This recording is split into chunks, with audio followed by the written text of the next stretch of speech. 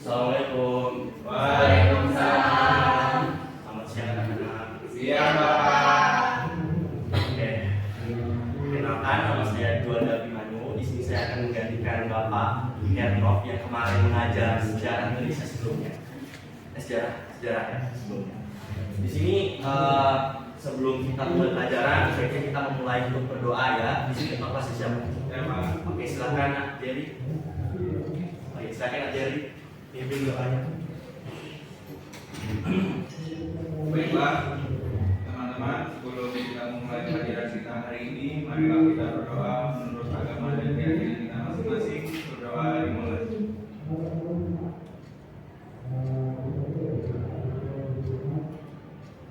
Berdoa selesai. Bagian dulu sama. Baik, terima kasih untuk ketua kelas. Sebelumnya saya mau sapa kabar kalian dulu. Bagaimana kabarnya hari ini? Baik, Pak. Oke, terima kasih. Sebelumnya di sini kita akan belajar tentang peristiwa di Eropa yang berpengaruh terhadap kehidupan umat manusia. Jadi mungkin anak-anak sekalian pernah mendengar beberapa peristiwa di Eropa yang peristiwa tersebut mempengaruhi dunia, bahkan Indonesia tentunya. Oke, tujuan pembelajaran ini itu ialah kita menganalisis peristiwa-peristiwa tersebut. Di antaranya ada 3 nantinya, ada Renaissance, Merkantilisme, dan Reformasi Gereja. Oke, langsung aja ya anak-anak. Oke, mungkin ada yang bisa membacakan anak-anak satu orang. Oke, silakan Rizky. Pendahuluan, bangsa Eropa pernah mengalami masa keterpurukannya pada abad pertengahan, di mana semua ilmu pengetahuan ditekan oleh supremasi gereja pada saat itu, hingga sampai pada abad ke-15 muncul sebercak cahaya meruap yang menerangi kembali peradaban Eropa menjadi sebuah simbol pencerahan, bahkan mengubah pola pikir umat manusia. Di sini kita akan membahas bersama beberapa peristiwa penyebab kelahiran kembali peradaban Eropa. Baik, terima kasih untuk Steve. Sebelumnya di sini anak-anak, bahwasanya sebelum Eropa semaju sekarang, Eropa pernah mengalami zaman yang sangat terpuruk dikarenakan oleh supremasi gereja atau kekarangan gereja, di mana pada saat itu gereja tidak menghendaki adanya berkembang ilmu pengetahuan, karena menurut gereja ilmu pengetahuan itu sesat, bidat atau bid'ah, karena tidak sesuai dengan ajaran yang pada saat itu. Kemudian pada abad sampai abad ke-15 muncul beberapa orang yang ingin mengembalikan zaman Eropa terdahulu, yaitu di zaman Romawi, yang terkenal dengan estetikanya dan terkenal dengan filsafatnya. Maka dari situ kita akan masuk ke beberapa peristiwa selanjutnya. Di sini ada 3 pembahasan yang seperti saya sebutkan tadi, ada Renaissance, terus ada Merkantilisme, dan Reformasi Gereja. Renaissance berasal dari bahasa Latin, yaitu renaitre, artinya lahir kembali. Kenapa disebut Renaissance? Karena memang pada masa ini Eropa sangat dikaitkan dengan kelahirannya kembali, seperti kelahiran dan masa keemasannya di zaman Romawi kuno. Setelah kemunduran Romawi di abad ke-4, Eropa itu mengalami kemunduran seperti yang saya sampaikan. Mohon diperhatikan anak-anak, ya terima kasih. Oke, di mana masyarakat saat itu terkekang oleh gereja ya, anak-anak sekalian. Dan walaupun masa-masa itu sangat kelam, banyak juga hal positif yang berkembang di masa itu, dan juga ada hal negatifnya. Dan juga pada saat itu di zaman Eropa pertengahan itu selalu dikaitkan dengan akhirat, karena orang pasti mikirnya cuma untuk akhirat aja. Jadi misalnya saya bekerja untuk akhirat, saya menulis untuk akhirat, dan semacamnya, karena terkekang oleh gereja tadi yang pengetahuan yang dikasih tempat. Hingga pada ke-15 Masehi, kehidupan Eropa itu mulai membaik seiring berkembangnya Renaissance atau beberapa orang yang ingin mengembalikan ilmu pengetahuan. Masa ini ya ditandai dengan adanya kelahiran corak-corak Romawi dari Yunani, seperti filsafat, gaya arsitektur, dan semacamnya.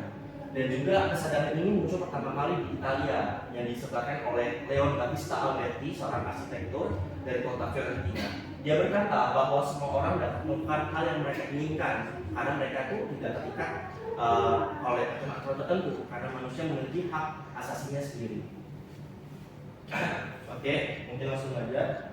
Dan ini beberapa tokoh dari masa Renaissance, mungkin beberapa anak-anak pernah atau tidak asing dengan ini, Petrarch, Baku Humanisme, dan Nicolaus Copernicus, yaitu orang yang merumuskan teori tentang bahwa bumi bukanlah pusat tata surya. Lanjut ke merkantilisme, yaitu usaha memperkaya negara. Mungkin dari sini anak-anak ada yang bisa menggambarkan nggak sih maksud merkantilisme ini apa?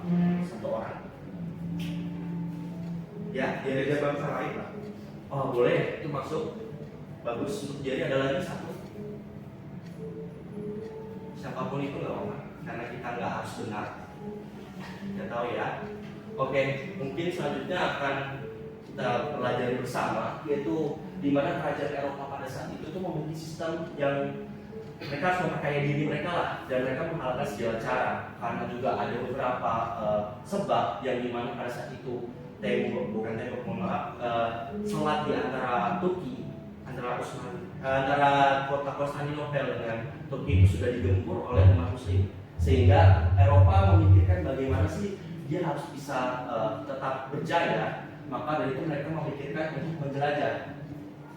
Maka dari itu sistem merkantilisme ini bukan teori ekonomi yang menyatakan bahwa kesejahteraan itu sebuah negara yang ditentukan oleh banyaknya aset. Makanya orang-orang Eropa setelah masa Renaissance itu banyak banget menjajah, berjelajah, berdagang dan semacamnya untuk memperkaya diri.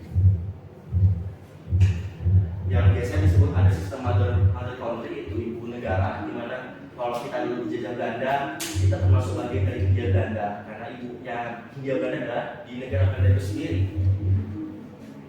Merkantilisme menilai di Inggris dan Prancis, dan di mana sangat dipengaruhi orang Renaissance, di mana oleh kita ada kepercayaan akan manusia, asal intelektual, dan penghargaan atas disiplin intelektual, di mana mereka akan mencari kekayaan sebaik-baik mungkin.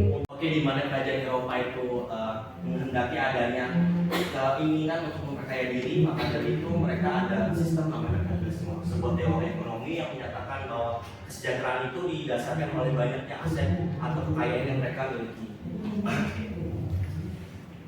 Oke, di mana tadi ada sistem namanya country, yaitu ada ibu negara atau negara yang mengatur jajahan-jajahan dari masing-masing negara yang mereka jajah. Ya, merkantilisme itu lahir di Inggris dan Prancis, di mana dipengaruhi banget dengan Renaissance yang ditandai oleh kepercayaan atas kemampuan manusia, intelektual, terus hasrat ingin tahu, serta kedisiplinan intelektual lainnya. Dengan memperkaya diri sebanyak-banyaknya, negara ini mampu melakukan apapun, bahkan hingga berperang dan menjajah lebih besar lagi daripada sebelumnya. Yang dimana merkantilisme ini pada akhirnya akan menimbulkan atau menciptakan gerakan baru, yaitu gerakan kapitalisme. Tidak apa-apa, silahkan duduk. Oke, materi selanjutnya itu tentang reformasi gereja, yaitu lahirnya Protestanisme. Protestanisme itu nggak lahir gitu aja ya, agama Kristen nggak lahir gitu aja. Jadi sebelum itu mereka punya banyak sejarah. Salah satunya adalah reformasi gereja, di mana reformasi gereja ini disebabkan oleh pada saat itu kan sudah kita ketahui bersama bahwa di zaman abad pertengahan agama itu semena-mena karena ingin diatur sesuai dengan keinginan mereka, sehingga ada beberapa ajaran agama mereka yang sedikit melenceng dari ajaran sesungguhnya. Dan yang perlu kita ketahui bersama, di beberapa ajaran Kristen ada namanya itu menebus dosa kepada imam. Dan pada saat itu kalau ingin menebus dosa, kita harus beli kertas, beli surat untuk tulis nih kita dosanya apa aja kepada imamnya. Namun kan pada saat itu nggak mungkin semua orang bisa beli. Dan setelah salah satu imam pada saat itu mengaku dan memikir bahwa ajaran ini nggak benar. Nggak mungkin dong Tuhan memaksa kita untuk beli, sedangkan Tuhan tahu bahwa kita sedang sengsara, sedang miskin. Maka dari itu salah satu imam asal Jerman bernama Martin Luther membuat sebuah aksi gerakan, sebuah protes dengan beberapa tesisnya mengenai ajaran yang tidak benar pada saat itu. Lalu ada beberapa faktor selain dari surat pengampunan dosa lainnya, itu adalah otoriter Paus dan gerejanya pada hegemoni Eropa. Karena pada saat itu gereja sangat mengakar kuat. Jadi misalnya kayak perempuan pada saat ini bisa dibayangkan pada saat itu kita nggak bisa perempuan tuh kayak belajar, nggak bisa tuh kayak jalan sembarangan, semua harus kayak diatur sama gereja. Bahkan kayak hubungan suami istri pun diatur oleh gereja pada saat itu. Lalu juga yang ketiga, Alkitab tuh nggak boleh dibaca sama ditafsirkan oleh umat. Jadi makanya pada saat itu nggak ada yang protes karena nggak ngerti ajaran sendiri. Karena kitab suci nggak boleh dibaca, bahkan nggak bisa, mereka sendiri nggak bisa baca gitu.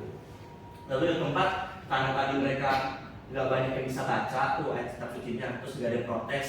Akhirnya orang-orang imam mereka tuh korup dengan memanfaatkan ajaran, misalnya kalau kamu mau masuk surga sedekah nih 10.000 ke gereja pasti masuk surga, pasti kayak gitu-gitulah analogi simpelnya. Makanya banyak banget pada saat itu Paulus imamnya itu gemuk karena hasil korup tadi. Oke, penjelasan tadi mungkin pembuka untuk diskusi kita pada hari ini. Karena di sini kayaknya banyak banget yang hadir ya. Saya di sini akan bagi 3 kelompok membahas tentang beberapa poin tadi. Dan di mana di sini saya ingin di beberapa 3 kelompok ini membahas dampak dan setiap peristiwa-peristiwa di Eropa terhadap dunia ataupun Indonesia. Kelompoknya mau saya bagi atau kalian bagi sendiri? Oh benar-benar cerdas. Terima kasih Nadia Ria. Oke, mungkin langsung aja nih kelompok 1 Renaissance, kelompok 2 Metabolism, kelompok 3 Reformasi Gereja.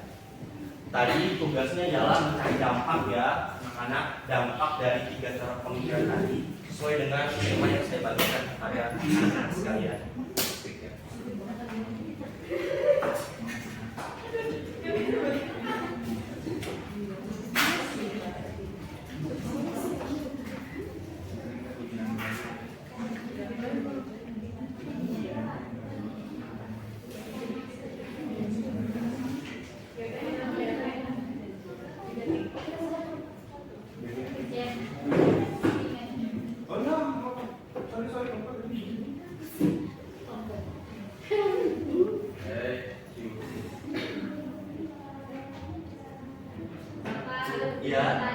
Ya silakan. Dampak ya dari reformasi gereja terhadap positif maupun negatif ya. Indonesia dan dunia boleh.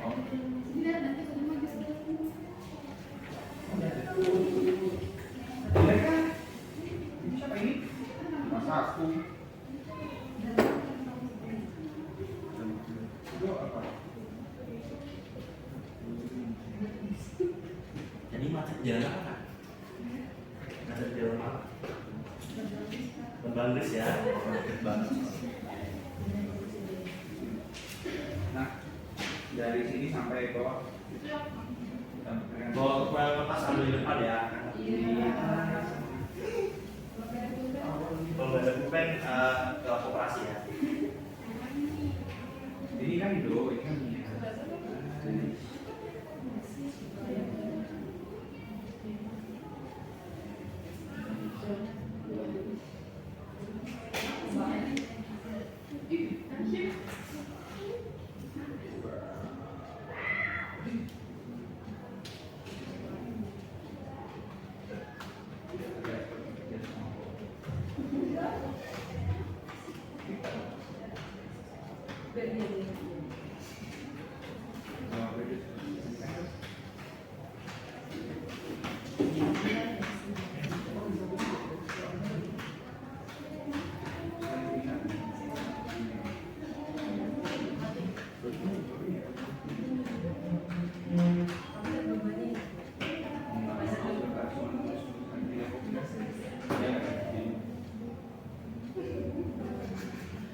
Ada kesulitan. Belum ada ya. Ada kesulitan tadi. Iya, itu layarnya ya. Ada kebanyakan duit, bayarnya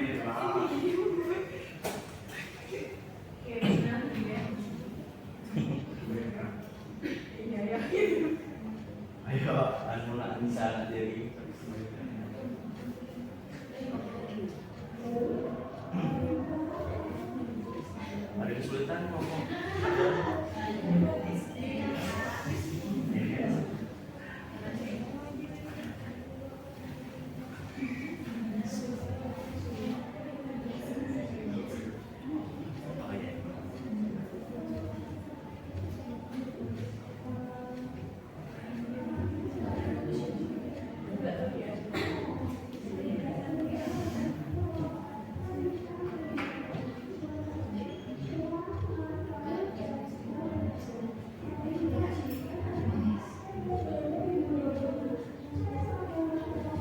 ngantuk anak.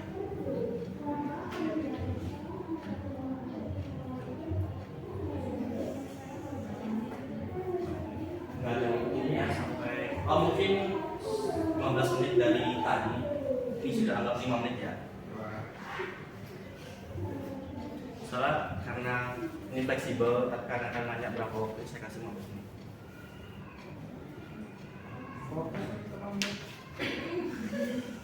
Boleh ya, nanti kayaknya dulu aja ya. Enak banget.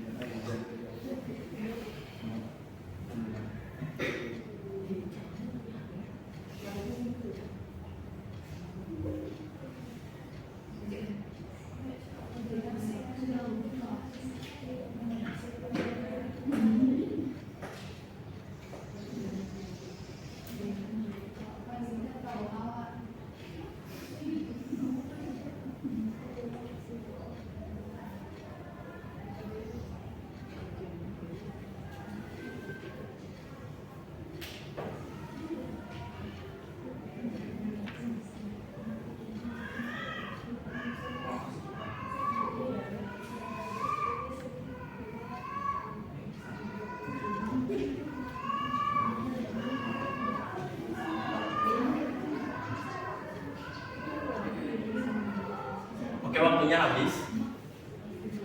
Gak apa-apa, kalau belum selesai stop aja, gak apa-apa. Saya minta satu perwakilan setiap kelompok maju dan membacakan hasil diskusi dengan teman-teman. Siapapun yang mau berani, silakan maju. Setiap kelompok.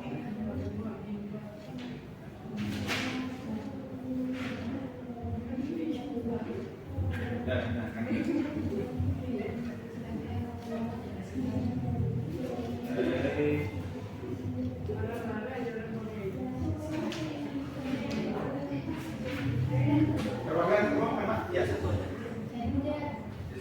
Oke, silakan Ica maju ke depan. Kalau dicontohnya walaupun lambat, dia mau maju duluan. Tangan dulu ya. Oke, teman-teman, perhatikan Ica, ayo. Dampak dari reformasi gereja yang pertama itu terbelahnya agama Kristen menjadi beberapa aliran. Kemudian timbulnya pembaharuan tataran sosial, ekonomi, politik, dan budaya pada awal abad ke-16 Masehi. Kemudian runtuhnya pengaruh kekuatan Paus di negara-negara besar Eropa, dan terakhir itu munculnya gerakan misionaris untuk menyebarkan agama Kristen ke seluruh penjuru dunia. Itu saja Bapak. Ya, terima kasih. Oh ya, beri tepuk tangan untuk Ika dan kelompoknya. Oke, silakan. Jadi kelompok 1 membahas tentang dampak Renaissance. Jadi dampaknya itu ada seni dan sastra. Pertama, munculnya kembali gaya artistik klasik. Yang kedua, lahirnya karya sastra yang menonjolkan nilai-nilai humanisme. Terus peningkatan minat pada musik. Yang kedua, ada ilmu pengetahuan, yaitu perkembangan metode ilmiah dan yang menekankan pada observasi. Terus yang kedua, penemuan-penemuan penting dalam astronomi seperti apa ini? Heliosentris ini. Terus ada kemajuan di bidang kedokteran dengan penemuan anatomi tubuh manusia oleh Vesalius. Yang terakhir, politik dan masyarakat, yaitu melemahnya dominasi gereja Katolik dan mulai individualisme. Oke, beri tepuk tangan untuk kelompoknya. Oke, terima kasih untuk anak-anak yang telah berdiskusi dan belajar bersama tentang pengaruh besar dari situasi Eropa pada saat itu. Saya ucapkan terima kasih, dan sebelumnya ada bisa menyimpulkan pelajaran pada hari ini. Siapapun itu nggak apa-apa, sembarang aja. Nggak perlu salah, nggak perlu benar, mohon maaf. Ada yang bisa? Oke, Berli silakan. Di Eropa itu ada zaman Renaissance, Protestantisme, dan reformasi gereja. Pada dari reformasi gereja itu rata-rata itu masih terlupa, nggak bisa kayak bebas gitu. Terus untuk mekanisme itu membuat dampaknya sangat padat, yaitu terutama di bidang Indonesia. Di bagian Indonesia ada fungsi dalam POC Bapak. Oke, terima kasih untuk Kak Berli. Tepuk tangan. Mungkin satu orang lagi enggak? Coba Ya boleh silakan diri. kalau di Eropa itu sama kayak beda tadi ada beberapa zaman ada Renaissance. Itu zaman atau pemikiran? Pemikiran Ada pemikiran zaman Renaissance, Katolik dan reformasi gereja. Yang saya pahami adalah tidak semua pemikiran-pemikiran dari maksudnya itu kan pemikiran dari orang-orang milik ya orang-orang pelajar itu baik untuk ke depan. Gitu. Oke, terima kasih sudah pelajari. Beri tepuk tangan. Karena jam pelajaran sudah habis, jadi sekian dari saya. Saya mohon maaf jika ada salah kata atau salah perbuatan. Saya akhiri. Assalamualaikum warahmatullahi wabarakatuh. Waalaikumsalam.